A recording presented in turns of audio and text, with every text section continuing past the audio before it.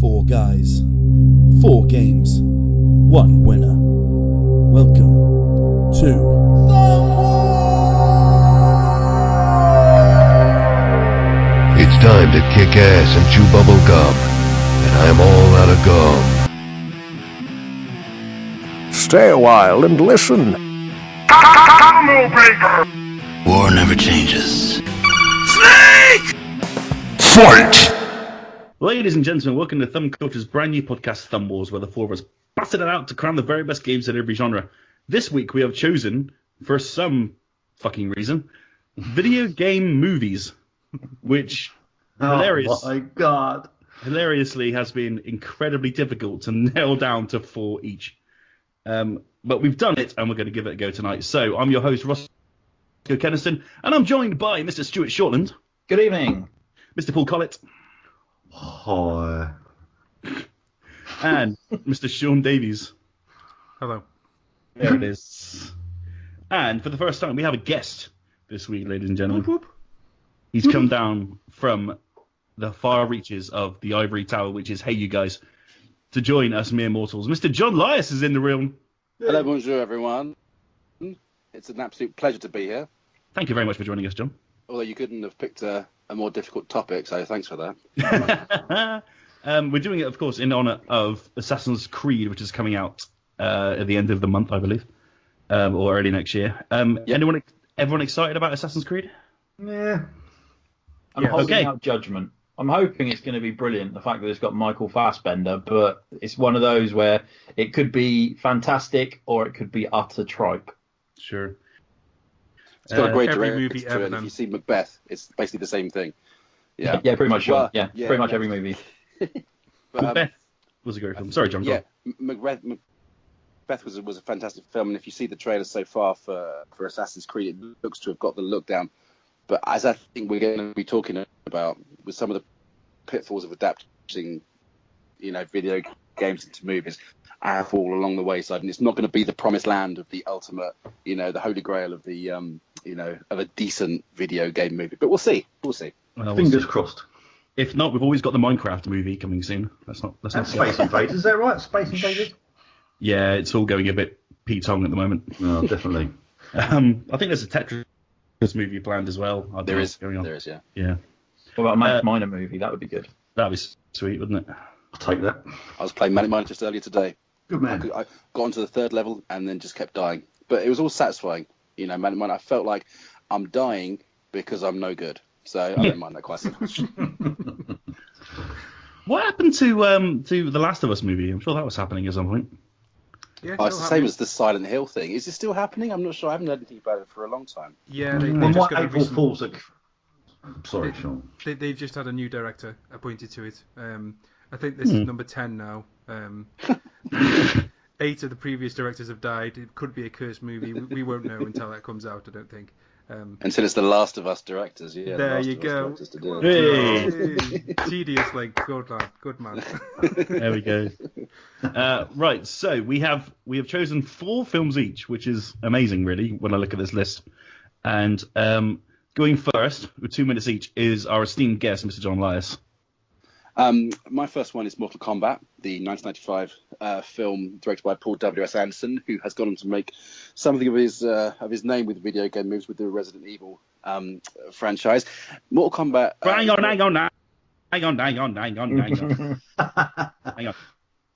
Right, Yes. I'm going to set you 2 minutes. Oh, I was in my 2 minutes. I know. I didn't take you. Right, you can have those 15 for free. Go You on can have then. those 15 for free. Don't tell Sean though. No, don't touch that. No. Go on then. Go on then. Right, 3, 2, 1, go. Mortal Kombat is not a good film, but it was the best video game movie at the time. Now, you have to go back in time to the mid-90s to understand how important Mortal Kombat was to game players like me and Paul, for example. It was violent, it was ridiculous, it had incredibly hokey setup, and it was as basic as it could be. The violence was seen as quite cartoonish at the time, but the cinematic graphics with all the pixelated images digitized image was really something. So when they were going to make a film of it, we were thinking, this is going to be actually something that's going to be quite fun. And it stuck quite closely to the plot of the game, there isn't much of a plot of the game. It's just, this person fights against that person, and there's some finishing moves, and that's all fine.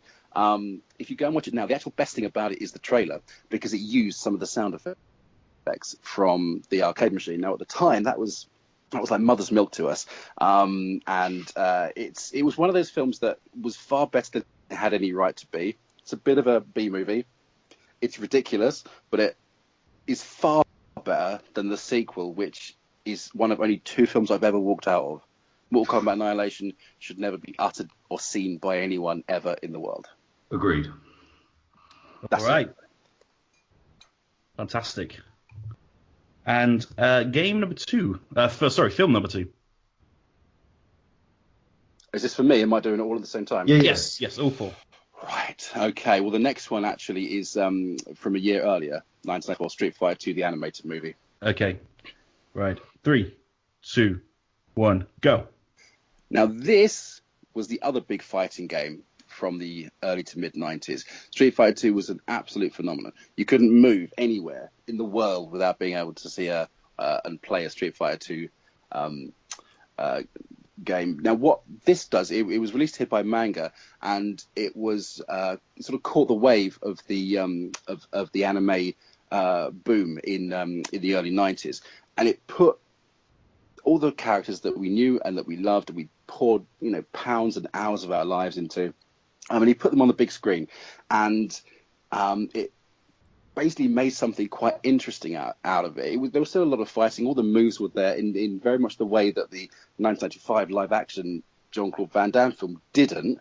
Ugh. It actually brought all of these things together, made them fun, made them ridiculous, and it sold pretty much because it had Chun-Li in the shower, which to people in 1994 was a huge deal.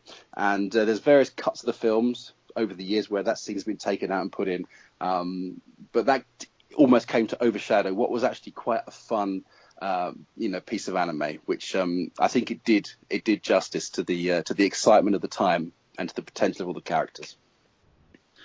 All right, I did enjoy that. Right, number 3. Number 3 is actually continuing the Street Fighter theme, because you can't have discussion about video game movies without mentioning the impact and influence of Street Fighter on popular culture. This is the short film by Joey Anza called Street Fighter Legacy. Right. Okay, 3, 2, 1, go. This is available online. If you haven't seen it, just shut down everything that you're doing and go and watch it now, because it is probably the best cinematic interpretation of a video game. Because what it does is it boils it down to its essence. There's no plot, really. It's just Ryu and Ken and their master and Akuma. And if you know these characters and you know the world they inhabit from the games, then you'll appreciate the fact that this is nothing more than just a bit of fighting with all the moves that you love, with some great special effects and very recognizable, backdrops and, discussions that they have, that sort of weird dialogue that they have. It was just one of those things that was made out of nothing, in the same way that Joseph Kahn recently did like a Power Rangers short before the actual Power Rangers people just shut him down. It was done without any studio interference, so it was as pure as I think you were going to get it.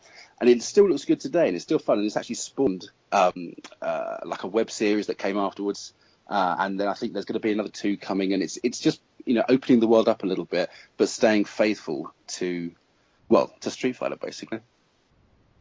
All right, man, you're not going over 1 minute 20 at all. This is astonishing. Oh, really? This is astonishing. Well played. I'm concise, man. I'm concise. Aren't you just? And your final film. This is the beautiful documentary, The King of Kong. Oh, stunning. Right, 3, 2, 1, go. If you're a fan of video games, and if you grew up in the 80s, then you'll know Donkey Kong, and you should watch The King of Kong, which has got a subtitle of A Fistful of Quarters. It's a documentary about the race to get the world record on the 80s arcade game. Now, it's got Steve Wiebe, who was one of the guys who represents everything good about arcade games. He was a family man. He was playing it for the love of it. and he was, honing his skills, day and night in his garage. And it was really sweet to see because, his family thought, "You're crazy, man. What the hell are you doing? You're a grown man playing this." However, as soon as he got to be really good, they said, "Yeah, man, you're doing fantastically." In comes Billy Mitchell, who has a fantastic moustache. Now, he's one of the people who comes to embody the absolute sense of evil in the gaming industry. He was portrayed as being very arrogant, and the exact opposite of Steve Wiebe. So you have this beautiful sort of, fight between good and evil about Donkey Kong and about getting the highest score, which is absolutely ridiculous. Now, Seth Gordon, who was the guy who directed this, was an executive producer on Pixels. So it's clearly, I know. It was clearly, in his blood to kind of look back with a bit of a nostalgic turn and say, you remember the 80s with Twin Galaxies and the race to become the best in the world. And this documentary has so much emotion, so much humanity in it, because it's just two people trying to be the best. And I'm not going to say who won and who failed, but it played out absolutely beautifully as if it was a scripted film. So it's incredibly engaging. Do go and watch it. And yeah, that's my last one. All right, 1 minute 49 there. Woo, getting close. Woo. John Lyus, ladies and gentlemen, Bit come on. verbose there. Nice work. If I can spread the word on the King of Kong, and also persuade people never to see Mortal Kombat Annihilation, then my work here is done. Right, now is the time where the four of us will discuss the four films and what we think should go through to the next round. So I'm going to start with Stuart. Okay, I absolutely loved the Mortal Kombat film. I thought it was just great fun. Like you said, John, it just embodied the era and the video game Mortal Kombat, which talking about games for a second, it seems to have lost its way pretty much ever since the first one, in my opinion. And like you say about the films, it seems to have been the same thing with the films. Street Fighter animated film, I vaguely remember seeing it once or twice. I've written it down on my list of films to watch, which I'm sure will be many from this podcast. Street Fighter Legacy, the fan film, it was just fantastic. Like you say, it was short, sharp, to the point. Special effects were fantastic. It's a bit cheesy, but that's what Street Fighter is. Street Fighter is cheesy. And King of Kong, I've not seen, but it's on my list of films to go and watch. So I think out of are we going to put one forward each as we go through as normal, Roscoe? Yes. For me, out of these four, it's Mortal Kombat all the time. Okay, Paul. Okay. Well, Mortal Kombat, as John would know, holds a special place in our heart because we used to drive down to like Brighton and the arcades and play it all the time and put pound coins in. So it's got a special place in my heart. The film, it was a bit stupid. I mean, it had Scorpion rather than the hook, a snake thing, which I didn't quite understand. But I bought it, I loved it, and I watched it over and over and over again. So that was great. I didn't really like the Street Fighter animated too much. It wasn't Street Fighter enough in terms of wanting to see all the moves, the Dragon Punch, Spinning Bird Kick, that kind of thing. Didn't really have enough of that in it for me, for it to really, make me love it as a Street Fighter kind of cartoon. But it was good, but it just wasn't my favourite. Really enjoyed Street Fighter Legacy. Not much to say about it, really. If you want to know about the story with Ken and Ryu, it's definitely worth watching. I don't think it's as good as Mortal Kombat, strangely, but I think that's because Mortal Kombat has an extra special place in my heart. And King of Kong, well, that's just on another level. That's the most awesome film you'll ever see about Donkey Kong. It's brilliant, and I can't recommend it enough. So if I'm putting one through, as much as I hate to do it because I love Mortal Kombat, I'm going to have to put King of Kong through because it's fantastic. All right. Are you saying King of Kong is a better Donkey Kong movie than Pixels? Fuck yeah. Unbelievable. Was Sean, Pixels even a movie? Pixels was just, let's not talk about Fire it. blaster. Oh, you are my son. No, Pac-Man, don't it? Oh, just no. Stop. Sean. These four movies are absolutely brilliant. It's an amazing list. Mortal Kombat, one of my favourite game movies, but also, when you think about good game movies, it's kind of the one that everyone goes, yeah, it is a good game movie because it follows the plot of the game, and it's one of like 2, maybe 3 that actually do bother to stick to the game, like kind of formula. Street Fighter animated movie. I've got to say, I've watched this numerous times and never seen the Chun-Li shower scene, so I feel cheated now. My entire childhood. YouTube is your friend. I will be YouTubing this. I mean, no, I will not be YouTubing this. I've got kids now. I'm too old for that. Street Fighter Legacy. There's great casting, great action. It's a really good short. And King of Kong. I love that film. I think it's an absolute joy to watch. One of the kind of amazing nostalgic films that just gets it just right and does have that kind of. It's got an amazing tone where it manages to tell you something without actually telling you something. So it doesn't necessarily say what the nefarious goings on were, but you just know, just by looking at certain characters who will never remain nameless, what they did to this one guy. So, without spoiling it, King of Kong needs to go through for me from this list. All right. It's between Mortal Kombat and King of Kong for me. I haven't seen either of the Street Fighters. I'm not a big fan of Street Fighter, really. Only the very, in the classic that we all remember. Street Fighter 2 Turbo, I think, is the only one I've played. So that one sticks with me. But Mortal Kombat is just hilarious. I remember seeing it. I double billed it one night with Spawn. And that was quite the double bill. And so that's my lasting memory of Mortal Kombat, was watching that film along with Spawn and something else I can't remember. Probably Blade, possibly, I think, as well. And I remember loving it because it's just so stupid. And I love stupid movies. King of Kong is a masterpiece, really. It's up there with like Indie Game the movie. I think is something that's quite essential if you're into video games and movies. And there's never really much of a crossover in the documentary area. So I'm gonna have to put through King of Kong. So on a 3-1, King of Kong goes through. Happy with that. Yeah, me too. Good time. All right, so we're going to move on to Mr. Stuart Shortland. Let's do this. You have 2 minutes. What is your first film? Wreck-It Ralph. Oh my God! Good I man. know what's going to win this round. Okay, let's go. In 2 minutes, 3, 2, 1, go! So the typical Disney fare, really. A bad guy goes good. He's Ralph. He's a friendly chap. Played by John C. Reilly, and he does it fantastically. One of the first scenes, and is you see him in a support group where he's saying he's a bad guy, but he's not a bad guy. Ironically, he gets told that by Zangief from Street Fighter.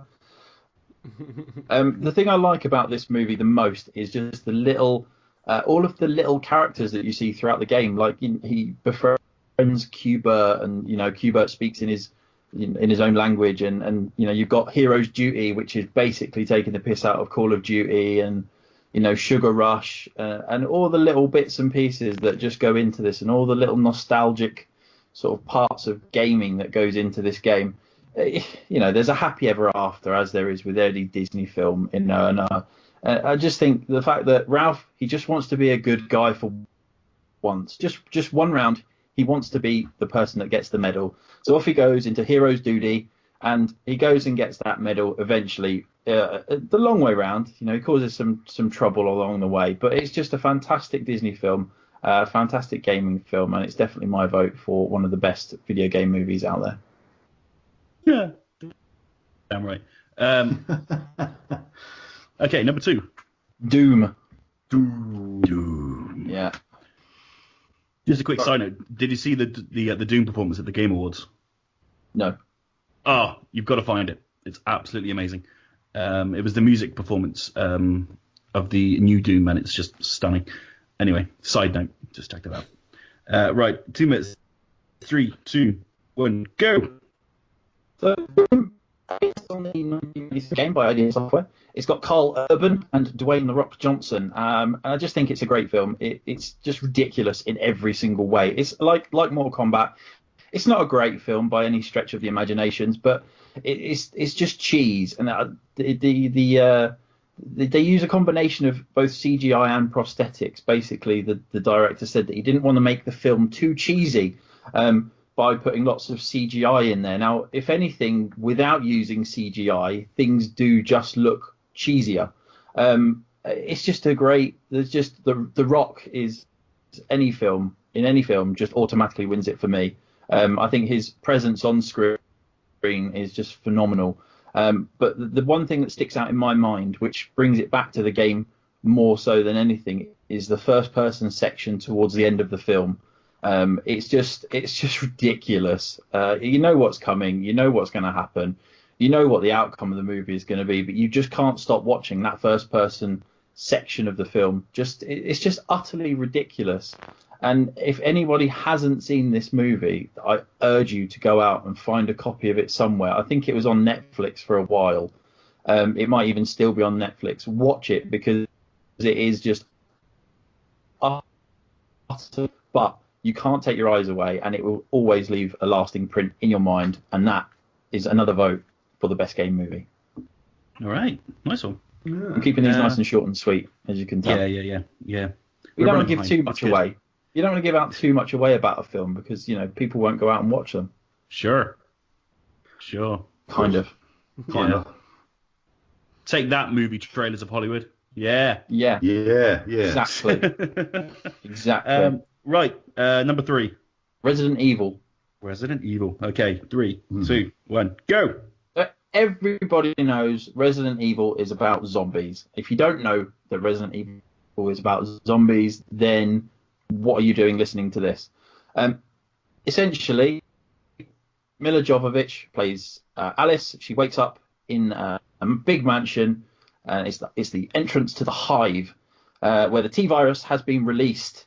And it's basically the story of them going down into the Hive with a bunch of, I guess they would be special ops guys, and trying to take over the Hive and to get the antivirus. Violence ensues. A guy gets chopped up by a laser grid. It's quite a gory sight.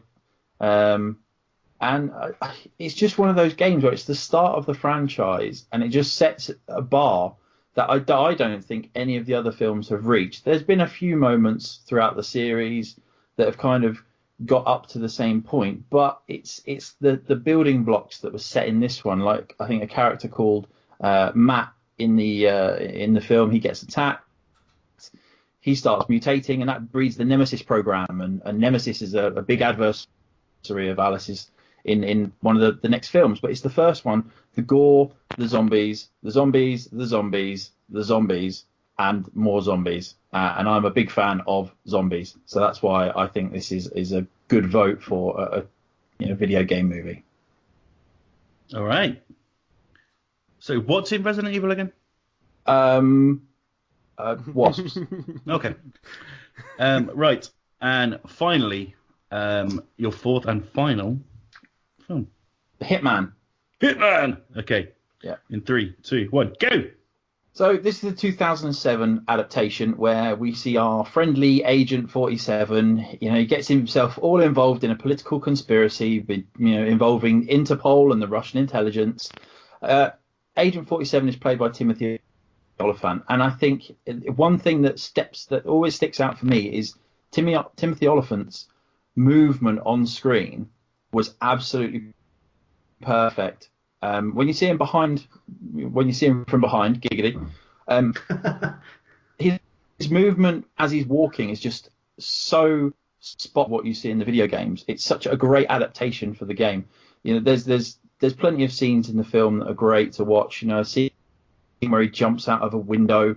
He's made a makeshift bungee rope cord type contraption. His room blows up, but he manages to swing in through a glass window below and run off and take out everybody else. But the best scene in it for me is the scene where he's fighting 4 other agents in a train station, on a train, under the train, everything like that. Obviously, Agent 47 comes out on top because, he is Agent 47.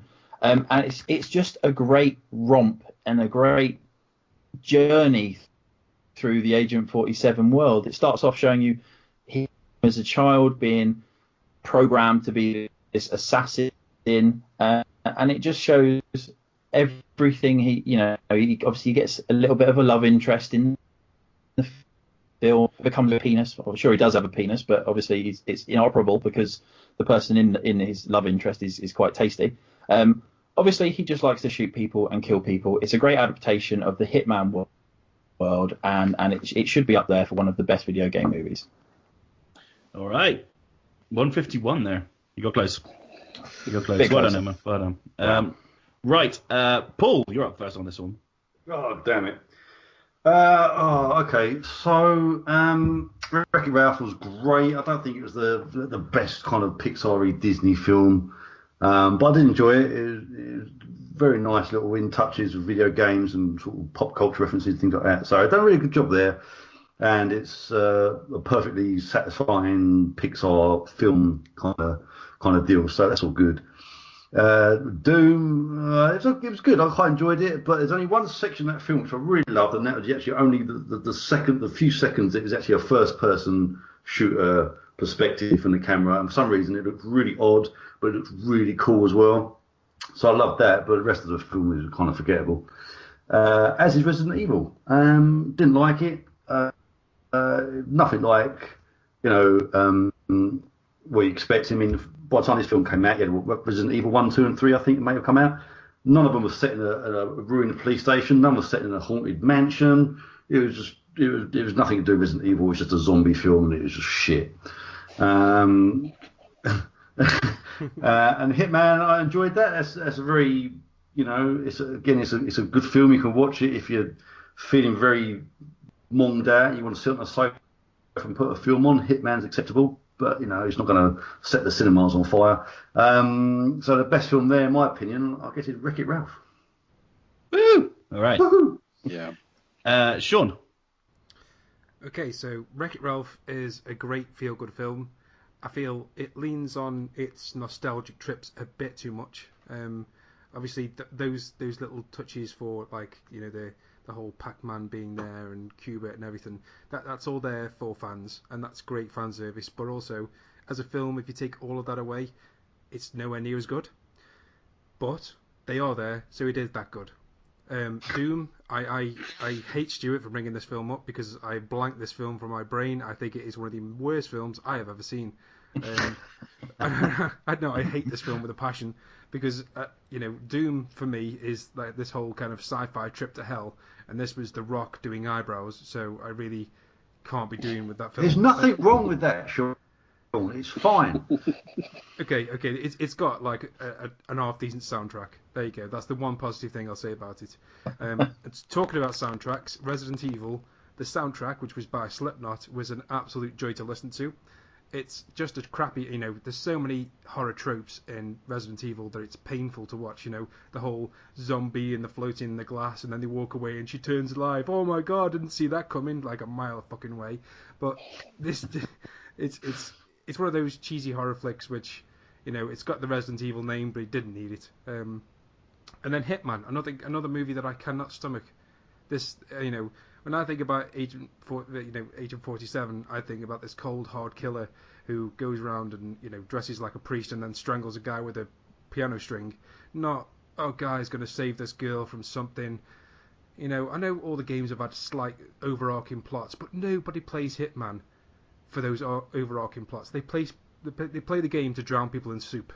They don't they don't play for the plot like that. So I just don't find that a good video game adaptation for a movie. Wreck-It Ralph out of these four for me. Woo! Let's see. Wreck-It Ralph. That's it, really. I mean, there's nothing else to say. The other three are fucking awful. So,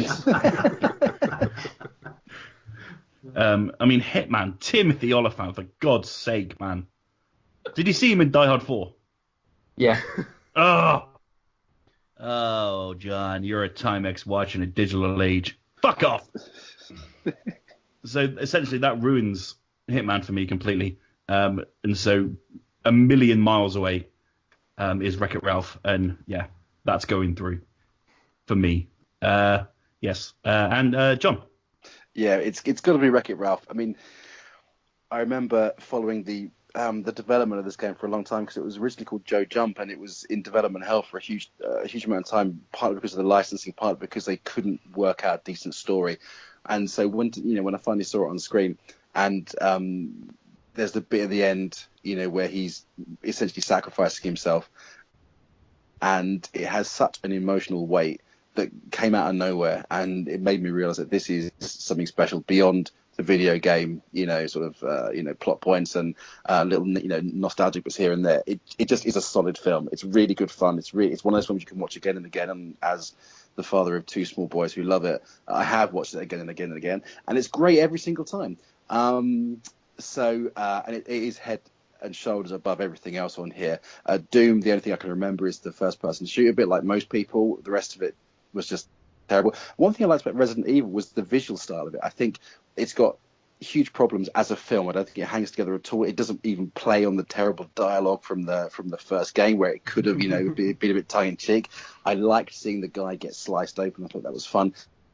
And it had I thought Mila Jovovich has actually got quite good style, but there's nothing to it. And it's been interesting watching. I think there's been about 5 or 6 films subsequently that have all taken different elements of this sort of post-apocalyptic world and done nothing with them. It's really it's like a turgid enterprise from start to finish.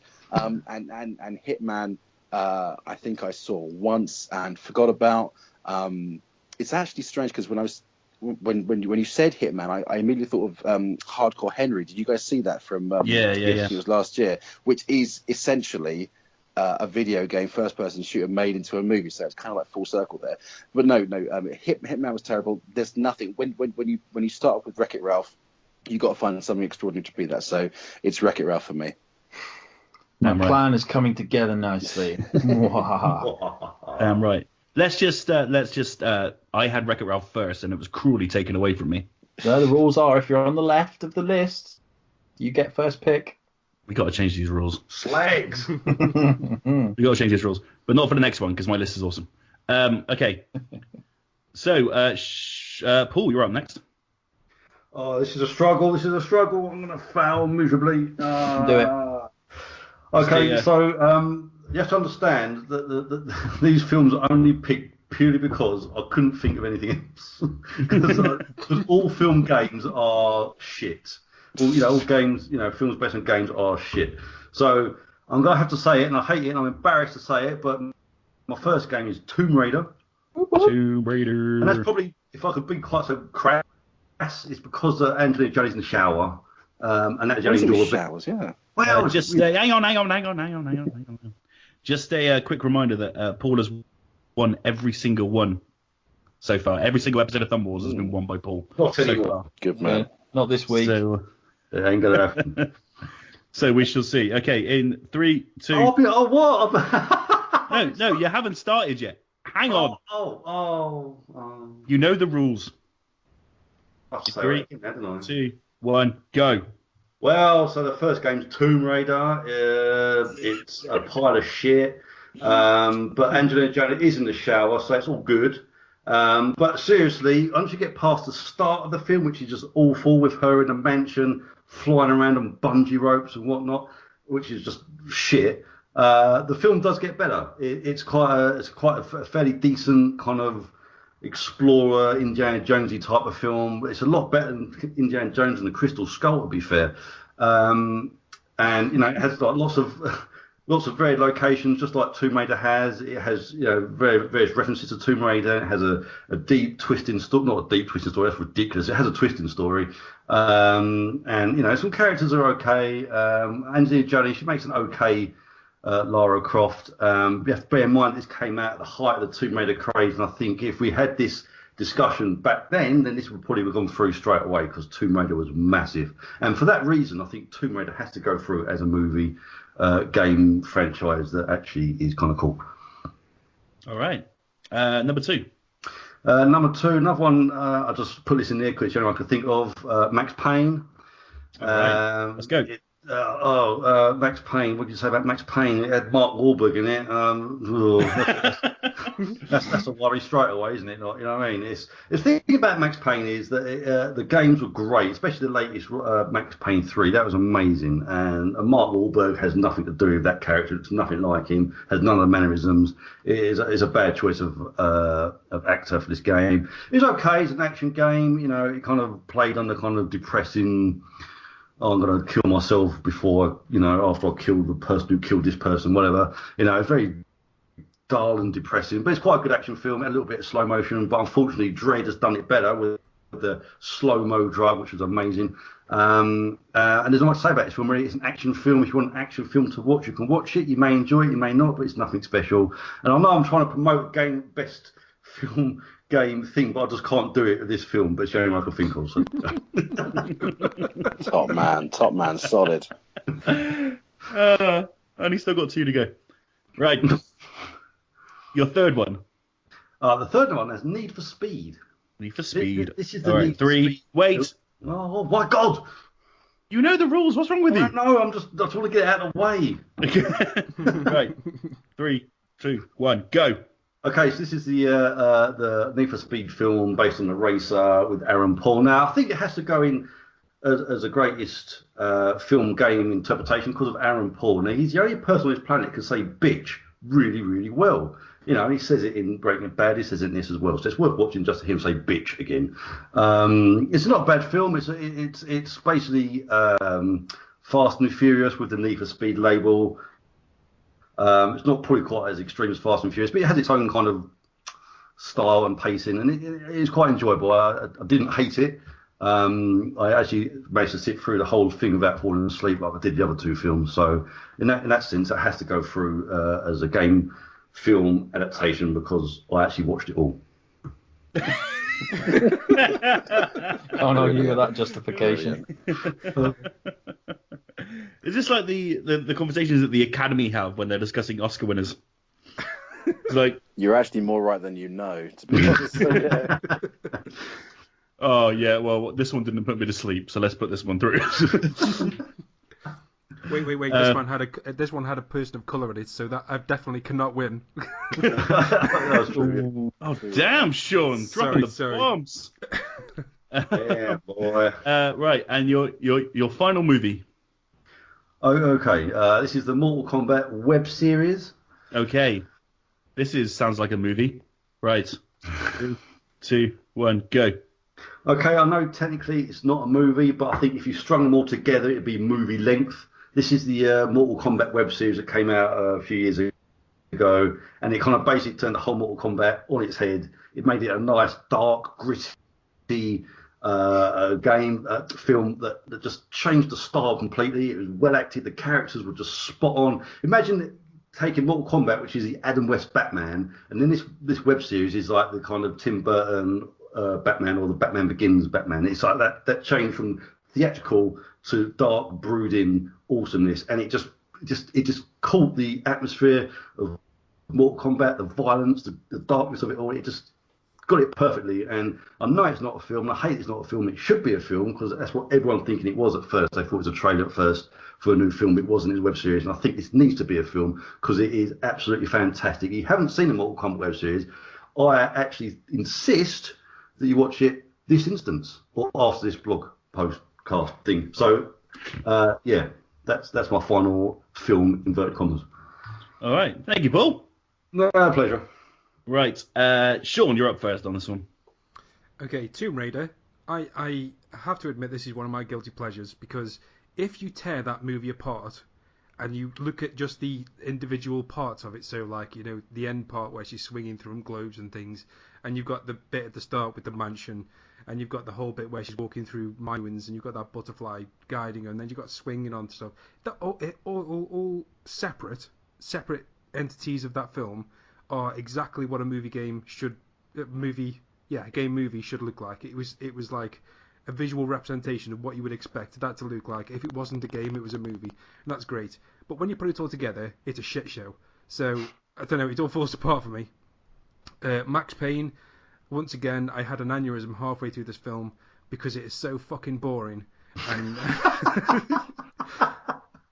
I'm sorry, but it's like Mark Wahlberg just dialed that performance in to the nth degree. It was like, I know he was supposed to be, dark and brooding, but it just sounded like he just had like 6-row hypnol and was just trying to really start stuff. It was horrible.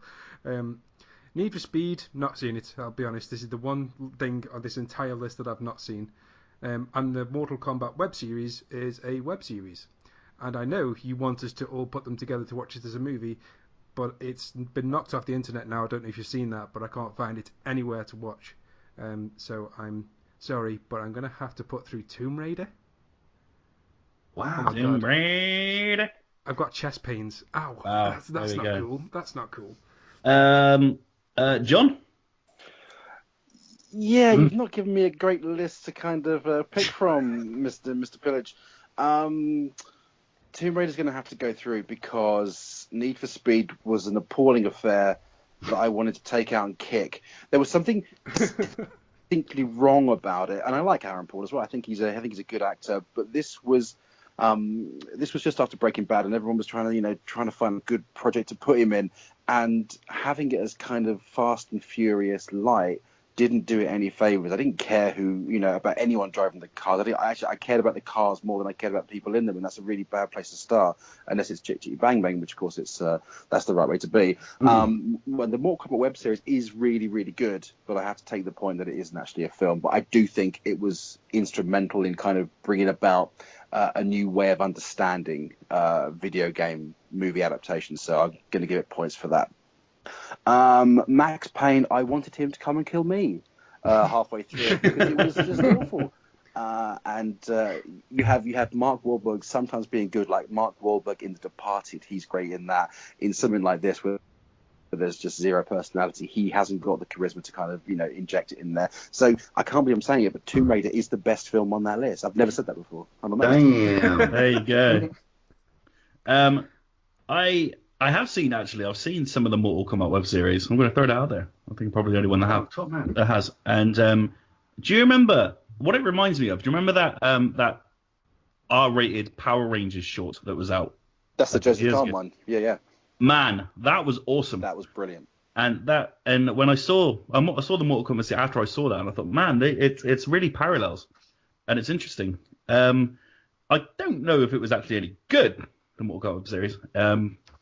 It is a web series, so it's not going through. Max, you guys suck so hard. Max Payne, I haven't seen just on principle. Need for Speed, Aaron Paul saying bitch does not make a good movie. Yes, it does. Yes, No, it does. no, it really doesn't. Bitch. Breaking Bad fans need to get themselves in check, to be honest, with all that bullshit. I didn't think it was all that good as a whole. I prefer Fast and Furious, to be honest, as a whole. I guess it has to be Tomb Raider. I mean, it was better than The Cradle of Life, the sequel. Oh, yes. God, yes. So by that, it should be Tomb Raider. Stu. Yeah, I've seen all four. I've seen all three of these films because Mortal Kombat's a web series. So whatever. Tomb Raider is it's Tomb Raider. It's Angelina Jolie. It's got James Bond is in there. Rimmer's in there. There's plenty of decent people in there to look at, but none of them are as good to look at as Angelina Jolie. I can't remember if it's this one or Cradle of Life where she's in a tight blue catsuit. But for the fact that it's reminding me of that, Tomb Raider should go through.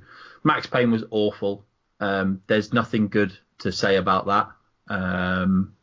Need for Speed, it was a good racer, a good racing film, really. I'm trying to remember the cars that they all drive on the thing. It's the Agera, I think they drive. It is what it is. It's a racing film. It's got some relatively decent actors in there, but it's just poo. And yeah, the Mortal Kombat is a web series. Plus, I've never seen it, so But even if I had seen it, Tomb Raider would be my choice to go through. There we go. Tomb Raider is going through. I did like Mark Wahlberg in Ted. I thought he's got good comedy chops. Yeah. I think he should probably do more of that and stop working with Michael Bay. Yes, definitely. He was good in Pain and Everyone Gain should as stop well. working with Michael Bay. Do you think one day he might stop making Transformers movies? Oh, I fucking hope so. He raped my childhood. He needs to get on with Bad Boys 3, to be honest, and stop fucking around with Transformers. Right then, Sean, you're up. What is your first movie? The Super Mario Bros. Movie. Wow, good man. Good luck on this one. Continue. You're an animal. Yep. And you have 2 minutes to convince us why Super Mario Bros. Is the best video game movie ever made. Go. Okay, so imagine the pitch. There's Nintendo sitting on one side of the table, and there's a load of filmmakers on the other side of the table, and Nintendo say, hey, we want to make a film about Mario. And the next conversation that happens is, he's a plumber, he goes into an underworld and fights dinosaurs for a princess that's in another castle. None of this works in a film. None of it works. You know, whoever thought that making Mario Bros. Into a movie was obviously smoking some serious shit. But if you completely ignore the fact that Bob Hoskins dials it in, the plot doesn't make any sense, it doesn't have any resemblance of a Mario Bros. Movie, it's not bad. But also, here's the reason why I think it's a very, very important video game movie. It was the first, and it lost a shit ton of money. It made half of its budget back at the box office. And for that reason, as a cautionary tale to every other person thinking, hey, I know, let's make a live-action Sonic, they didn't do it. Because Mario bombed so hard, and that's the reason why we have so many so many medium-quality video game movies today. And that's the reason why I think the Mario Bros. Movie should be the most important video game movie ever made. That's an interesting case you did there, Sean. Different, yeah. Shame it's over 2 minutes, though, isn't it? It's unique. Right, your next one. The Street Fighter movie. Oh, Jesus Christ. What Okay. All right. 3, 2, 1, go. Okay, I will agree with anybody who watches this film and says it's bad, because, you know, it is kind of bad. But I recently watched this film in black and white, and I have to tell you, it's a hidden masterpiece. Right? I'm not kidding. No, I'm not kidding. I'm not kidding. Right? I implore everybody listening to this now, and you're thinking I have lost my mind entirely. Right? But just watch this film in black and white, because it has so many Hitchcock vibes about it. It's unreal. So, like, you know, when Chun-Li jumps out of the vine and she's hiding above the thing, there's like a trellis that she's sitting on. It looks amazing. And every time M. Bison is on screen, he looks so menacing because of the way that they shadow him. It's amazing how different that film feels in black and white. And it's an absolute game changer when you watch it in black and white. And I know everyone's seen it in colour and gone, you're fucking insane, Sean Davis. You are absolutely insane. But I'm telling you now, watch it in black and white and then come back to him and we'll have this conversation again. And that's the only thing I'm going to say about Street Fighters, because I know it's not going to go through. I've never heard Street Fighter the movie and Alfred Hitchcock mentioned in the same sentence before. That is something else there. You are never going to be able to say that again, because I have just said it. So this is it now. You've heard it here first. Wow. Bizarro world. That's amazing. Right, film number 3. Pokemon, the first movie. Right, 3, 2, 1, go. Okay, so I have cried in 3 films. I cried during Marley and Me. I cried during the beginning of Up, and I cried during Pokemon, the first movie. I don't know why I cried. I mean, it was just literally Ash Ketchum, a guy that I normally find incredibly irritating, getting petrified by the blast of Mew and Mewtwo, and then load of Pokemon crying on him to bring him back to life. And I know, I probably sound like a total wuss for crying at that, but at my I don't know, what I was like 9 or 10. For me, that was one of the most touching moments I have ever seen committed to film. Having watched literally hundreds of episodes of Pokemon, and then gone off to watch this film, which everyone got so hyped up and then got absolutely trounced by all the reviewers. It was like, I don't care. This is, and I watched it at the cinema, and then the next day I went on holiday and I watched it on a plane. Right, the very next day, and I cried again on a plane watching the Pokemon movie. It's like 10,000 feet, and that's why, apart from the fact that it's got good animation, good soundtrack, it's a pleasant film, it's for everybody in the family, and it's just top drawer kind of. Out of everything I'm going to talk about so far, is probably the best. So that's why I think it's going to be the best video game movie. Oh dear God! Wow, magic. Okay, and number 4. Silent Hill. Silent Hill. All right, 3, 2, 1, go. Okay, so most video game movies do try to adapt at least part of a game's plot. They try and take some recreate it as best they can. Some manage to do it very well. Some decide that this ain't going to work on film and they just don't bother. What Silent Hill did was to take what they'd already built within the game and expand upon it, to explain it in a way that made sense to a film-going audience. And to me, that was absolutely magical, because it recreated everything that was good about the game, but then built upon that even more. So you had the nurses, you had the air raid sirens, you had the ash falling from the sky, you had the hospital, you had the school, you had all these iconic locations that we've been to in the games and we've been shit scared of. And then they just took that to the next level and expanded all that into a fully formed plot, which kind of made sense, more than the games did. In my respect, in my opinion, I've always been confused by the end of Silent Hill games. The movie made sense. I understood it, and that's why I think it's an atmospheric, brilliant horror movie, and I think it should be the best video game movie. All right, there we go. Thank you, John. Silent Hill, Pokemon the movie, Street Fighter, and Super Mario Bros.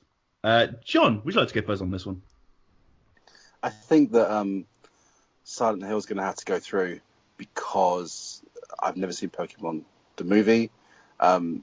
Super Mario Bros. Is Super Mario Bros. Let's be honest, and there's nothing good that's going to come out of that. Although I do take a point that it was an interesting bomb, and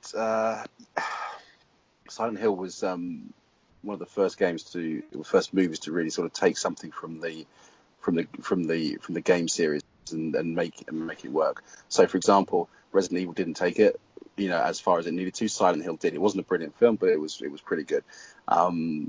Street Fighter was an appalling affair, just shocking. And even Kylie Minogue couldn't save it. And if Kylie can't save something, then yeah, it's not worth saving. So Silent Hill's my one. All right, Stu. Where do I start? Super Mario Bros. Yeah, it's all right. It's not bad. Street Fighter. It's one of those films for me. It's my guilty pleasure. I don't know what it is about a film with Jean-Claude Van Damme in it, but I seem to be attracted to anything that he seems to do, and quite enjoy it for the ridiculousness that it is. Never seen Pokemon the movie. By the sounds of it, I'm a bit of a crier when it comes to films, so probably best to avoid that one. And yeah, Silent Hill is fantastic. The second one was okay, but the first one was just ridiculous. I enjoyed the special effects on it, and the story was actually pretty good in terms of there was no major flaws in the actual storyline. So for me, Silent Hill goes through. Interesting. There's so little to say about Super Mario Brothers. I found your point quite interesting, Sean, to be honest.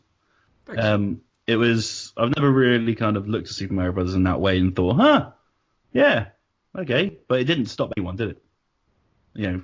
So many bad films were made after that. Yeah, but it stopped a couple that we knew would probably happen if that did make money. Yeah, and true. Still bad. There is a live action Sonic incoming in 2018, I believe, but the Sonic himself might be CGI. I'm not sure. That hasn't been announced yet, and it's got the Deadpool director involved, so I'm well up for that. Street Fighter is just It's a really great movie if you're into really shit movies. You know what I mean? Like, Yeah. It's so bad that it's worth watching over and over again because it's just got that magicalness about it in some form. Silent Hill I haven't seen actually, so I'm gonna have to put through Pokemon because I love that movie. Nice. Paul. Oh God, Super Mario Brothers, no. Street Fighter, no. Pokemon the movie, no. Silent Hill, yes. There you go. A convincing argument there from Paul Collins. Yeah, that was.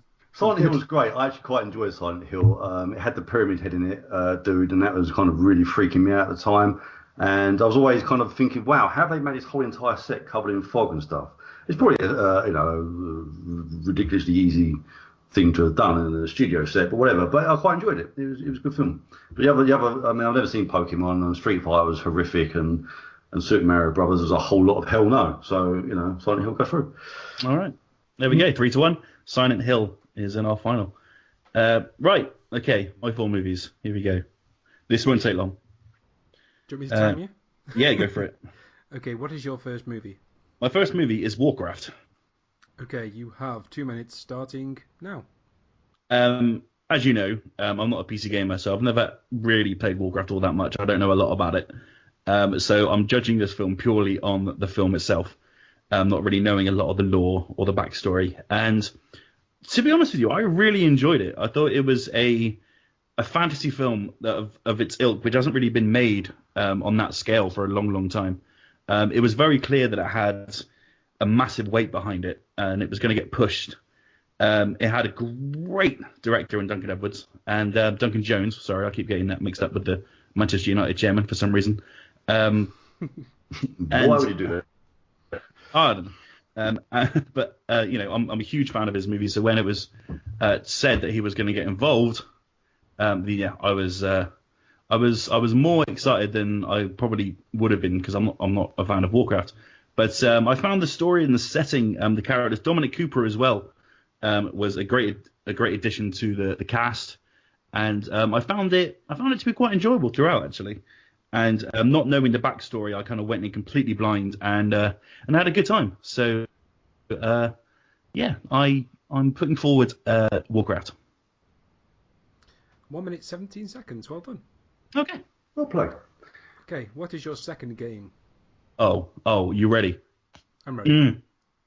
Scott Pilgrim versus the World. Boom. Nice. Yeah. You have 2 minutes starting now. Scott Pilgrim vs. the World is the best video game movie ever made. It's not even about a video game, but it kind of is in the same way. Director Edgar Wright, who, as we know, is a complete legend, was very serious about pointing the fact that a lot of what happened in Scott Pilgrim vs. the World was in Scott Pilgrim's head, and so it's almost as if he lives his life like a video game. So I think we can look at it from that perspective. It makes everything that much more interesting and more relevant as a video game movie. There's so many great touches. If you're a fan of games, there's little bits here, there, and everywhere. Street Fighter, obviously, The Legend of Zelda, the music at the very beginning, which is a beautiful thing. There's a great story about Edgar Wright writing to Shigeru Miyamoto, getting permission about it.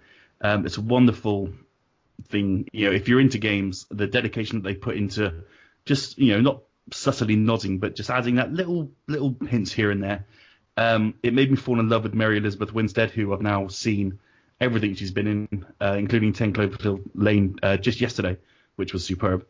It made me like Michael Cera, which is a magical thing to do. And I wasn't a huge fan of his, but Scott Pilgrim made me love it. And, Anna Kendrick, Kieran Culkin, all the people that were involved, it's such a great cast. Chris Evans, pre-Captain America, when he was doing more comedy. He's a great comedic actor. You've got to see Not Another Teen Movie to kind of counterbalance it. That's a superb film with him in anyway. And Jason Schwartzman and everything, all the editing and the music, and it was just wonderful. Sex Bomb for the win. Scott Pilgrim's the best video game movie ever made. Done. Nice. 1 minute 42. Cool. Ooh, I could go on forever about Scott Pilgrim. I love it. Okay. Game number 3. Ratchet and Clank. Okay, you have 2 minutes starting now.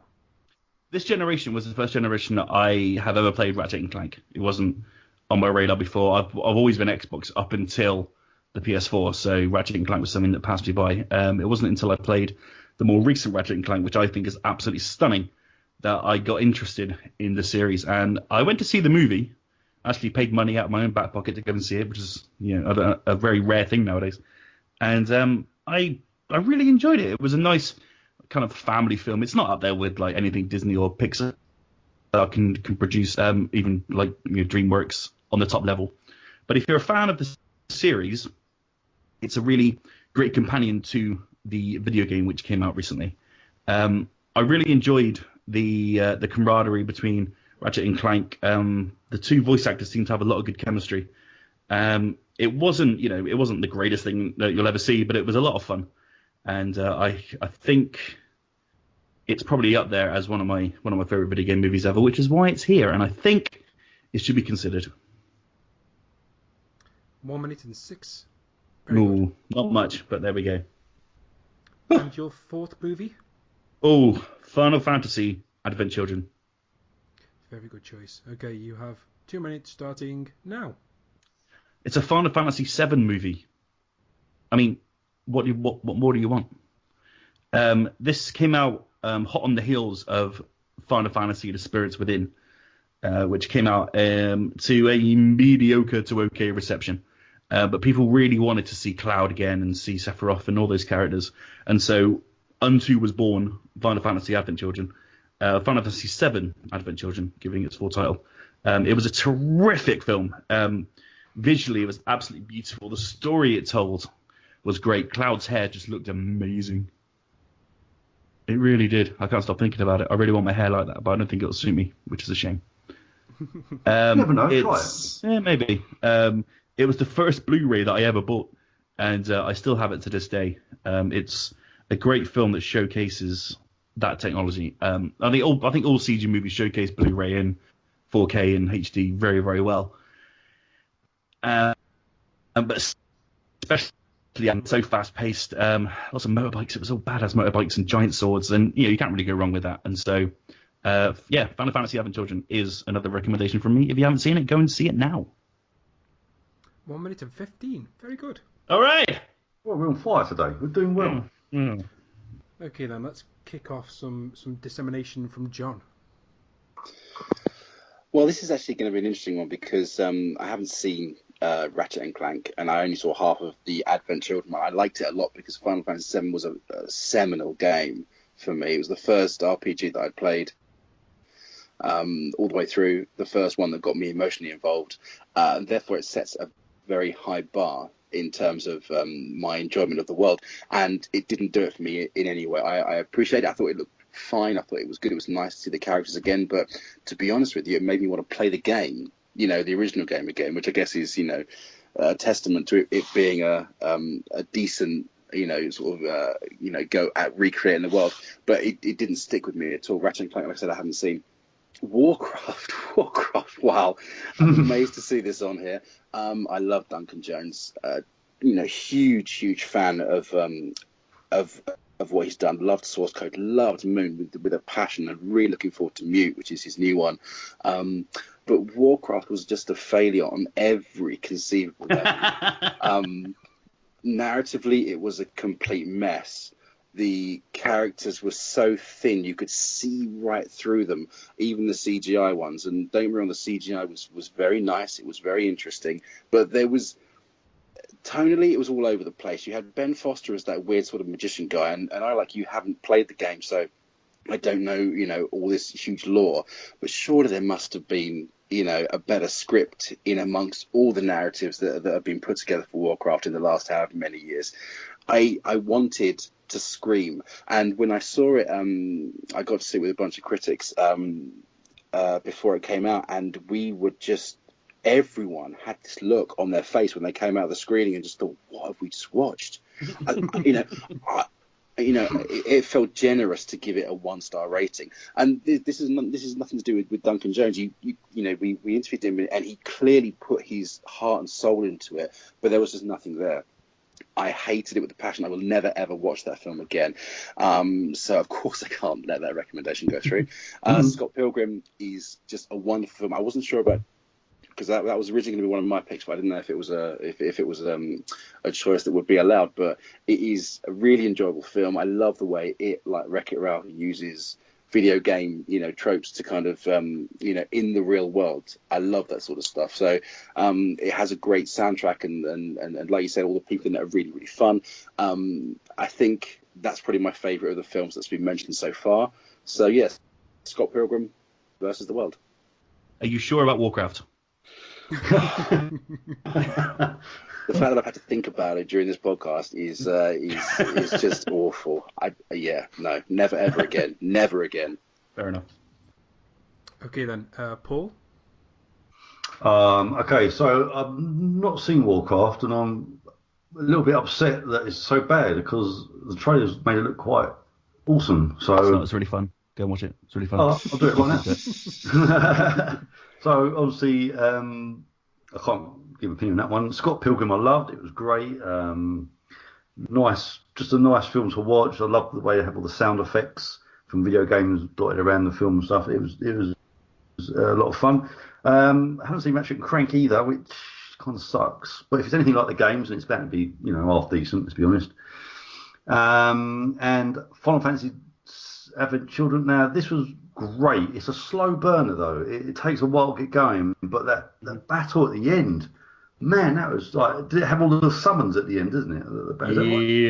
Yeah. Oh, that was incredible. I love that. And that just basically, it made, although it wasn't kind of really Final Fantasy VII, as in like a film of Final Fantasy VII, it had all the elements of Final Fantasy VII, if that makes sense. And when you get to that, probably about a quarter, maybe three-quarters to halfway through the film, when it really starts getting going, it is actually some sight to behold. It is brilliant. That final battle was just blew my mind. So I think I have to put Advent Children through. Interesting. Nice. Nice. Stuart? This is going to be really quick. I've only seen one of these. I haven't seen Warcraft. I haven't seen Ratchet and Clank, and I haven't seen Final Fantasy Advent Children. I've seen the other one, but I haven't seen any of those. But needless to say, I have seen Scott Pilgrim, and I thought it was just absolutely fantastic. And on that basis, that one goes through for me. Nice work. So, Warcraft. It's amazing how this film failed. But it's for me, having dipped my toe into Warcraft several times, it makes sense that this movie does suck, because the game doesn't make any sense either. So obviously Duncan Jones has picked up a law book, looked through it and gone, well, fuck this then, and then just done what he could with what he had. Because if they were trying to make the game into something watchable, it would not be watchable. It's there's subtle nods to fans in there, but World of Warcraft is so fucking untenable sometimes that it doesn't make any sense. So yeah, fair enough, that film is based on a game that's for some reason so successful, but I don't understand it. Scott Pilgrim is fucking brilliant. I love that film. Whether it's a video game movie is debatable. I mean, it's got lots of video game tropes in there, but it's not necessarily inspired by a video game. It's more like a love story with video game themes, but still very good film. Ratchet and Clank, I enjoyed it. The kids enjoyed it. Wasn't mind blowing. Wasn't as good as the other game related Pixar style movie that we've mentioned. And Final Fantasy Advent Children, I've not seen. I had it downloaded on my laptop and it wouldn't play. I didn't have the right driver for it, so I'm still devastated about that. But I will watch it now on your recommendation, Roscoe. So for me, it's got to be Scott Pilgrim. All right. So that makes Scott Pilgrim versus the World the final choice for the final. Yes. Whew. Nice work, everyone. Right. Johnny, you still with us? I am. Grand. Grand. Just wanted to check if you had to shoot off. I will have to shoot off in about 10 minutes, but let's see what we can do with this. Okay, I'm going to give you what we do now. Then we decide on a top three from the 5 films that we've got. So if you've got to shoot off, then you can go first. What would you remove from the top 5 that we have King of Kong, Wreck-It Ralph, Tomb Raider, Silent Hill, and Scott Pilgrim. Oh, that's easy. I mean, Tomb Raider just gets jettisoned easily. It was the best of a bad bunch. Let's be fair. And Silent Hill is the same. When you got Wreck-It Ralph, Scott Pilgrim, and King of Kong, those are just good films. Generally, they're not good, video game films. They're just good films. And I think it'll be tough to choose one out of those 3, but I think it's fairly easy just to kick Lara and that pyramid faced dude to the curb. All right, Paul. Oh, out of those, yes, I'd kick everything to the curb, bar King of Kong and Scott Pilgrim and Wreck-It Ralph. But I think, looking back on everything, I think I gained a lot more enjoyment and a lot more. I was actually glued to the TV more so with King of Kong than any of the other 2-3 games. So I'm going to have to say King of Kong. Okay. Sean? As long as Paul doesn't win, I'm happy. So get rid of Tomb Raider. Team up. Oh, man. We've got to break the streak. We've got to break that streak because seriously, it's depressing me. I don't know. By the time that this goes out, people are going to have listened to the 3rd one, where you literally went in and go, I don't remember much about this game, but I remember it was pretty good, and it won. Yeah. Good man. So My bad. It's like he doesn't care anymore. It's just he expects to win. That's it, yeah. So as long as Tomb Raider doesn't go through, but seriously, Wreck-It Ralph, Scott Pilgrim, and King of Kong. I know Silent Hill's mine, but when it comes up against those 3, then yeah, they are like John said, they are just good movies, not just good video game movies. They're just good movies. So yeah. Stu. Well, I've only seen 4 out of 5 of these, so it's one of those where obviously listening to you guys talking about King of Kong and how good it is, but without my eyeballs having seen it, I've got to let King of Kong go and Tomb Raider. But I'm hoping that the consensus and the majority obviously will carry King of Kong into the final 3. Right, good. Yes. Let's see. Wreck-It Ralph or Tomb Raider? That's a tough one. Oh, it's hard. How do you even think about it? At least Need for Speed didn't go through. That's true. Sorry, Paul, you're not winning this one this week, my friend. Shieston. Yeah, I'd go King of Kong, Wreck-It Ralph, and Scott Pilgrim as well for the 3 that's going through to the very end. So I think that's a consensus. King of Kong, Wreck-It Ralph, and Scott Pilgrim. Yep. Okay, now we've got to find our winner.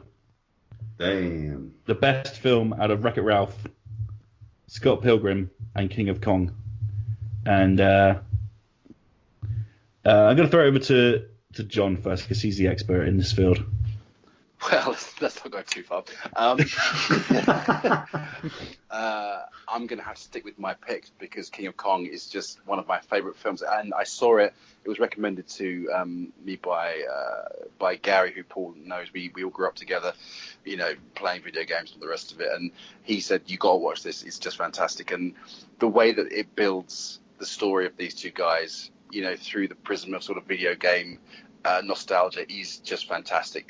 I like Scott Pilgrim, a great deal. Wreck-It Ralph has, it's always going to have a place in my heart. But just as a kind of a film that changes your view on people, let alone video game, loving people, it's got to go. It's got to win for me.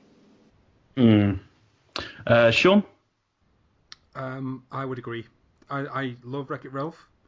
I really, really am in Lesbians with Scott Pilgrim. Hey! Yeah, there you go. Reference. But King of Kong, for me, is as a documentary, is one of the most enjoyable, most edge of my seat.